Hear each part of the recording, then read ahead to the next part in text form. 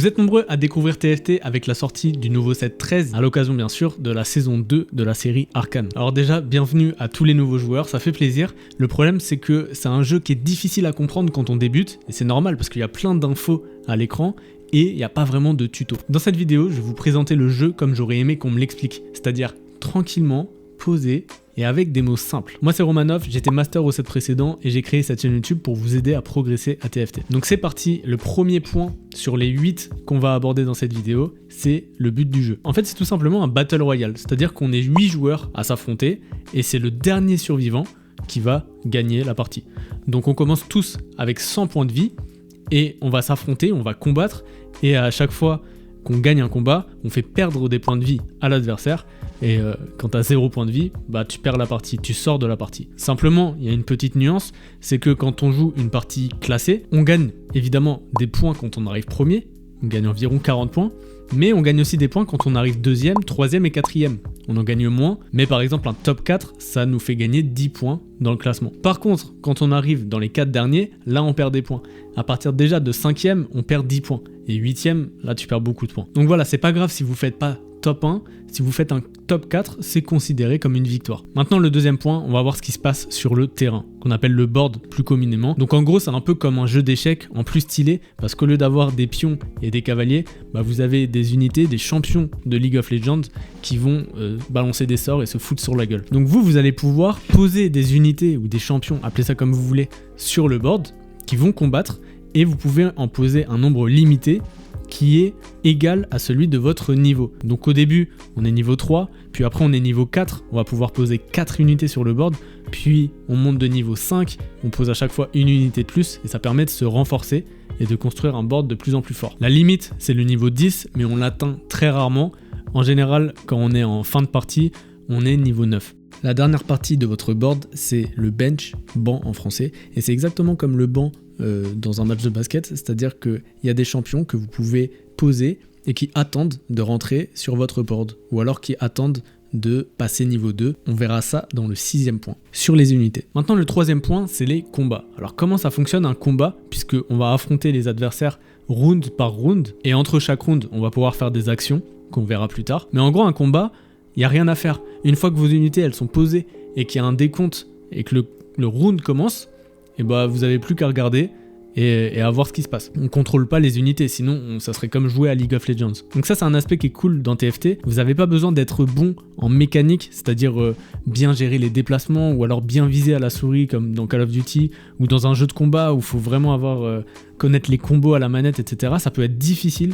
TFT c'est un jeu qui est vraiment abordable dans le sens où il y a juste besoin de savoir faire un clic droit à la souris, je pense que ça tout le monde sait le faire. Par contre, on peut décider de comment on place nos champions avant le combat. On peut les déplacer avant le combat, mais pendant le combat, ça se passe tout seul. Donc je vais vous expliquer comment fonctionne un combat. Alors dans TFT, il y a des dégâts physiques et il y a des dégâts magiques. Les combattants, ils vont tous faire des dégâts physiques en auto-attaque, ce qu'on appelle, et chaque auto-attaque va leur donner 10 de mana. Une fois que leur barre de mana, elle est remplie à fond, donc ça dépend, il y a des persos qui vont avoir une barre de mana petite avec 30 de mana et d'autres avec 110 de mana par exemple. Et bah une fois qu'elle arrive au maximum, cette barre, ils vont lancer leur sort et là ça peut être soit des dégâts physiques, soit des dégâts magiques, ça peut être toutes sortes de choses, il suffit de cliquer sur l'unité pour voir ce qu'elles font. Mais en gros c'est comme ça que ça fonctionne un combat, ça se fait de manière automatique et il y a des auto-attaques, puis ils lancent leur sort, puis ils refont des auto-attaques, puis ils relancent leur sort. Et à la fin de ce combat, il y a un grand gagnant, il y a une des deux équipes qui a gagné, c'est soit vous, soit votre adversaire. Donc forcément celui qui perd, il perd des points de vie sur sa petite légende. Et comment on calcule ces points de vie quand on perd? C'est très simple, il suffit de voir le stage dans lequel on se trouve, de le multiplier par 2 et ensuite de rajouter le nombre d'unités qui restent sur le board. Par exemple, si vous avez perdu un combat en stage 3 et qu'il reste une seule unité sur le terrain, vous aurez perdu 3 x 2, 6, plus 1, 7 points de vie. Sauf au stage 2 où on n'a pas besoin de multiplier par 2. Donc par exemple, si vous perdez au stage 2 et qu'il reste 4 unités sur le terrain, vous allez perdre 2 points de vie qui correspondent au nombre du stage, plus 4 points de vie qui correspondent au nombre de persos qui restent sur le terrain. Vous perdez 6 points de vie sur votre petite légende. Donc ça c'est un petit calcul intéressant à savoir, vous n'êtes pas obligé de le faire à chaque fois, mais ça peut aider et c'est une info qu'on ne retrouve pas dans le jeu, donc c'est important de retenir ce petit truc pour plus tard si vous voulez progresser. Dans TFT, il y a plusieurs phases de jeu, elles sont notées en haut de votre écran, il y a ce qu'on appelle les stages et chaque stage est divisé par round. Il y a des rounds de combat PVP, c'est-à-dire que vous allez affronter un autre joueur, et il y a des rounds de combat PVE, c'est-à-dire que vous allez affronter l'ordinateur, c'est juste des petits monstres, et ces petits monstres ils vont vous donner soit de l'argent, soit des items, ils vont vous donner des ressources en gros. Ensuite, il y a les phases de carrousel, donc c'est un moment où la partie elle est arrêtée, et vous allez pouvoir aller chercher une unité qui porte un composant. Ce qui est intéressant à ce moment-là, c'est qu'il y a un équilibre dans la game qui fait que ceux qui ont le moins de points de vie, ils vont avoir la priorité au carrousel, ce qui leur donne un petit avantage de choisir exactement les items qu'ils veulent ou alors une unité qui va pouvoir renforcer leur board, alors que ceux qui ont le plus de points de vie, donc qui sont en train de gagner la partie, théoriquement, ils vont avoir un petit désavantage parce que à la fin, il leur restera plus vraiment le choix. Donc ça, après, à voir dans les stratégies, on va pas développer ici, mais au moins, vous savez comment ça fonctionne. Il y a deux autres phases de jeu importantes. La première, c'est les augmentes. Elles vont être disponibles en 2-1, en 3-2 et en 4-2, c'est-à-dire lors des 3 premiers stages du jeu. Les augmentes, c'est un choix que vous allez avoir dans la partie qui va vous donner un bonus pendant toute la partie, soit pour renforcer votre board, soit pour vous donner des items. Ça peut être toutes sortes de choses, on va pas développer ici. Et en gros, vous allez avoir 3 choix, puis si un choix ne vous plaît pas, vous allez pouvoir roll, c'est-à-dire changer ce choix et en découvrir une nouvelle. Vous allez pouvoir faire ça sur les 3, ce qui vous donne au final 6 possibilités à chaque fois d'avoir une augmente, un bonus dont vous allez vous servir pour la suite de votre partie. Il y a une dernière phase de jeu qui est spécifique à ce set 13, c'est en 4-6 précisément, où vous allez avoir une anomalie, c'est-à-dire que c'est une case où vous allez pouvoir mettre le champion que vous voulez de votre équipe et qui va booster ce champion. Vous allez pouvoir roll, c'est-à-dire rafraîchir à chaque fois une nouvelle anomalie qui se propose aléatoirement jusqu'à ce que vous trouviez celle dont vous avez besoin ou une qui est adaptée à votre partie. Donc je vais faire une vidéo spéciale sur le sujet pour savoir qu'est-ce qui est bien de sélectionner. Mais maintenant au moins vous connaissez toutes les phases du jeu dans TFT. Le 5e point que j'ai abordé, c'est la tunasse, autrement appelée l'économie, les gold, appelez ça comme vous voulez. L'argent, c'est le nerf de la guerre, c'est la base dans TFT, c'est un des fondamentaux que vous devez gérer parce qu'il y a plein de trucs à faire avec l'argent dans TFT. Vous pouvez acheter des champions, vous pouvez acheter de l'expérience et vous pouvez aussi régénérer votre boutique, c'est-à-dire roll, pour que le shop vous propose des nouveaux champions. C'est-à-dire que entre chaque round dans les phases de jeu, à la fin d'un combat, vous allez avoir votre shop qui se rafraîchit naturellement. Vous allez avoir de nouveaux champions proposés. Parfois, ça peut correspondre à ce que vous voulez dans votre équipe, et parfois non, ça va être des champions que vous voulez pas. Donc vous pouvez décider de dépenser 2 gold pour rafraîchir ce shop. Et pour acheter de l'XP, comme je vous disais, c'est pour augmenter de niveau et pouvoir mettre des persos supplémentaires sur votre board, et ben ça coûte 4 gold pour 4 XP. Évidemment, il y a plein de stratégies autour de l'économie. Quand est-ce qu'il faut augmenter de niveau, quand est-ce qu'il faut acheter des nouveaux champions, etc. Mais je ferai un guide spécial sur le sujet. Au moins, vous savez comment dépenser votre argent, ce que vous pouvez faire en tout cas avec votre argent. Et maintenant, je vais vous expliquer comment on gagne de l'argent dans TFT. Globalement, après chaque round, vous allez gagner naturellement 5 gold. Et s'ajoute à ces 5 gold les intérêts. Alors les intérêts, c'est très simple. Si vous avez 10 gold dans votre banque, et ben au round prochain, vous allez générer 1 gold d'intérêt. Si vous avez 20 gold dans votre banque, vous allez générer 2 gold d'intérêt, etc.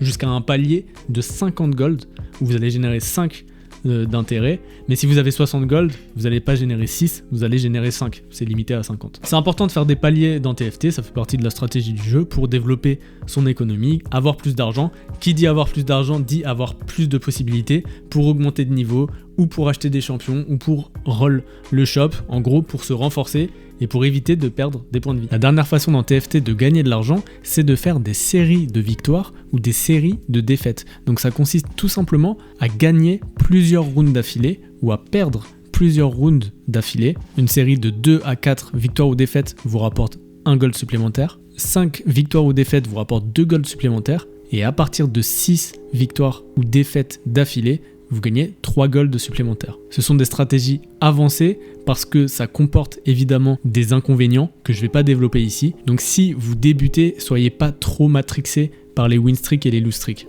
Vous inquiétez pas, je ferai un guide complet sur la gestion de l'économie dans TFT, c'est très important. Donc abonnez-vous si jamais ça vous intéresse pour pas louper la vidéo. Le 6e point, c'est les unités. C'est hyper important parce que c'est elles qui vont au combat, c'est elles qui vont charbonner pour vous et pour vous faire gagner la game. Donc en gros, il y a 5 grandes catégories de champions. Et en fait, c'est très simple, c'est 5 coups différents qui vont définir leur puissance globale. Il y a des persos qui coûtent 1 gold, il y a des persos qui coûtent 2 gold, 3 gold, 4 gold et 5 gold. Les 5 gold, c'est les légendaires, c'est les persos les plus forts, mais qu'on peut obtenir qu'à partir du niveau 7. Les persos 4 gold, c'est des persos épiques qui sont forts, mais moins forts que les légendaires, etc. Vous comprenez l'idée. Alors vous voyez juste ici, il y a les probabilités que vous avez d'obtenir des champions d'une certaine catégorie. Je vous mets le tableau pour que ça soit plus clair, mais en gros, à bas niveau, vous avez plus de chances d'obtenir des persos qui coûtent pas cher, et plus vous montez de niveau, plus vous avez de probabilités de trouver dans votre shop des persos qui coûtent plus cher. Vous voyez que c'est seulement à partir du niveau 7 qu'on a 1% de chance de trouver des persos légendaires. Quand on monte level 8, on a 3%, et quand on monte level 9, on a 10% de chance. Donc ça, pareil, ça va faire partie de votre stratégie de connaître ça, mais je l'expliquerai plus en détail dans d'autres vidéos. Quelque chose de très important à savoir sur les unités, c'est que vous pouvez les upgrade, c'est-à-dire les faire monter de niveau. Pour ça, c'est très simple. Si vous avez 3 exemplaires d'un même personnage, il va passer 2 étoiles. Qu'est-ce que ça fait? Ça le renforce tout simplement, il gagne plus de points de vie, plus de dégâts. On peut aussi faire passer un perso 3 étoiles en l'ayant en 9 exemplaires. Il faut aussi savoir qu'il y a un nombre limité de persos qu'on peut obtenir. Par exemple, il n'y a que 9 exemplaires d'un même perso légendaire. Donc s'il y a 3 personnes différentes qui ont chacun un Malzahar 2 étoiles, vous n'avez aucune chance de trouver Malzahar dans votre shop. Ça, c'est une connaissance un petit peu avancée, mais qui peut servir dans vos parties. Ensuite, vous allez me dire, ok, c'est bien, mais qu'est-ce qu'ils font ces persos? À quoi ils servent les unités? Pour ça, c'est simple, il suffit de faire clic droit et vous allez pouvoir voir toutes leurs statistiques. Il y a des familles de personnages, donc il y a des tanks qui sont là pour encaisser les dégâts, ils ont beaucoup de points de vie, beaucoup de résistance. Il y a des carry backlane qui sont là pour faire des dégâts, donc il y a 2 types de carry. Il y a les carry qui vont taper AD, c'est-à-dire qui font des dégâts physiques, attaque, dommage, et il y a les carry qui sont AP, c'est-à-dire qui font des dégâts magiques, ability power en anglais. Pour savoir la différence, vous faites clic droit et vous lisez le sort qu'ils font.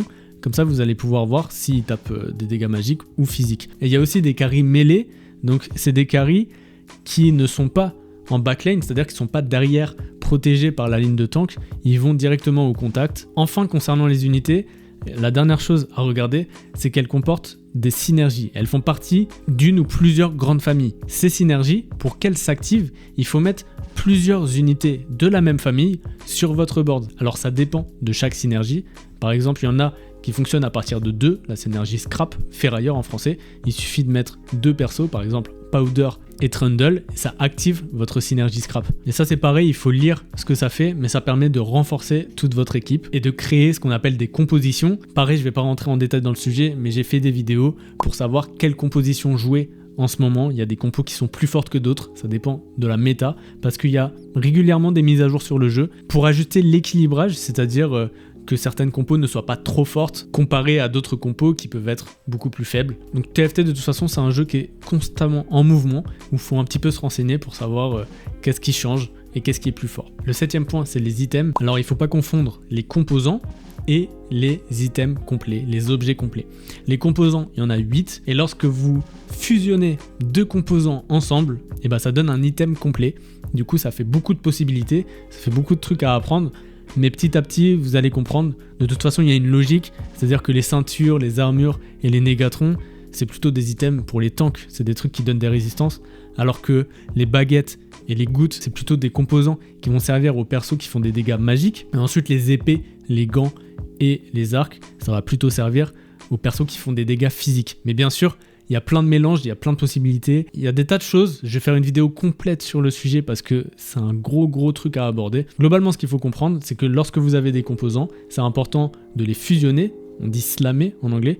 Donc, vous les slammez sur des unités qui sont fortes, c'est-à-dire sur vos carry ou sur vos tanks. De préférence, si ils sont upgrades, c'est-à-dire qu'ils sont 2 étoiles. Et le mieux, c'est de mettre 3 objets complets sur le même champion. Ça va permettre de créer un champion très fort, plutôt que de mettre un objet par-ci par-là, ça marche pas trop. Si vous voulez récupérer un item que vous avez posé sur un champion, vous allez être obligé de vendre ce champion. En tout cas, quand vous le vendez, vous récupérez l'item, vous inquiétez pas. Mais par contre, on a un item spécial qu'on obtient après chaque PVE, donc comme je vous le disais dans les phases de jeu, c'est les phases où on affronte les monstres. C'est un suppresseur magnétique et ça permet de récupérer les objets d'une unité sur votre board sans avoir à vendre cette unité, donc c'est très pratique. Vous avez aussi un petit objet spécial qui s'appelle le Reforger en rouge et qui permet de créer un nouvel item aléatoire à partir d'un item que vous avez déjà construit. Après, il y a encore des items spéciaux, mais je vous en parle pas dans cette vidéo. C'est des items encore plus forts de la forge qu'on peut obtenir soit par des augmentes, soit dans des games spéciales où il y a plein de cadeaux, ou encore des items radiants. Bref, c'est des petites variantes. J'aborderai tout dans ma vidéo sur les items. N'hésitez pas à vous abonner pour pas la louper. Le 8e point, ce sont les stratégies. Maintenant que vous savez tout ça, évidemment, il va falloir beaucoup jouer au jeu pour vous familiariser un petit peu. Il faut faire plusieurs games pour comprendre petit à petit. Et ce que j'aime dans TFT, c'est que c'est un jeu d'adaptation.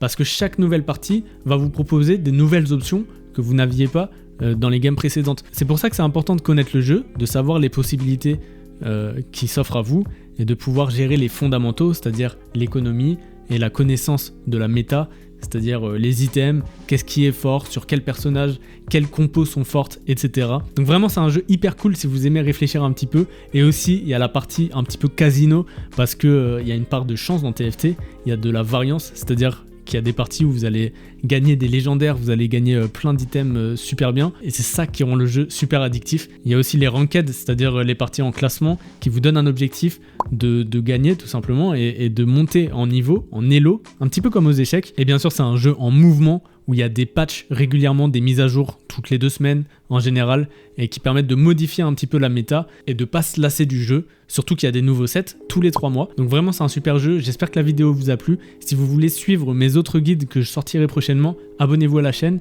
laissez un petit like et n'hésitez pas à laisser un commentaire, je réponds à tout le monde. Si vous avez des questions ou juste pour me soutenir, ça fait toujours plaisir. Et puis moi je vous dis à la prochaine ou à tout de suite dans la vidéo qui s'affiche.